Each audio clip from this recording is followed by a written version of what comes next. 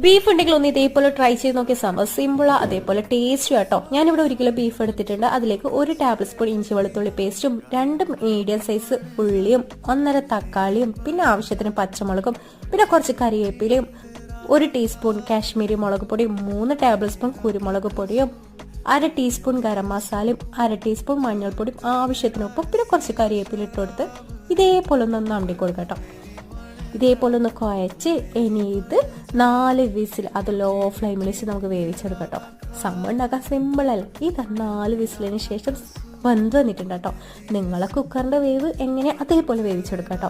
ഇനി ഇതിലേക്ക് വേണമെങ്കിൽ നിങ്ങൾക്ക് ഇങ്ങനെ തന്നെ വെളിച്ചെണ്ണ ചൂടാക്കൊന്നും ചെയ്യേണ്ട വെച്ച് കൊടുക്കാം. ഞാനിവിടെ ഇതേപോലെ കാച്ചി വയ്ക്കുകയാണ് കേട്ടോ. താളിക്കൽ എന്ത് നിങ്ങൾ എന്താ പറയുക അതേപോലെ തന്നെ ഞാനിവിടെ ഉലുവ ഇട്ടെടുത്തിട്ടാണ്, ഉലുവ ഇട്ട് കരിവേപ്പില ഇട്ടെടുത്തിട്ടാട്ടോ ചെയ്തിട്ടുള്ള സംഭവം. നല്ല ടേസ്റ്റ് കേട്ടോ. ഒന്ന് ട്രൈ ചെയ്ത് നോക്കും. ഞാനിവിടെ പത്തലിൻ്റെ കൂടെ കേട്ടോ കഴിക്കുന്നത്. വീഡിയോ ഇഷ്ടം ലൈക്ക് ചെയ്യണം, സബ്സ്ക്രൈബ് ചെയ്യാനും വിട്ടുമല്ലേ.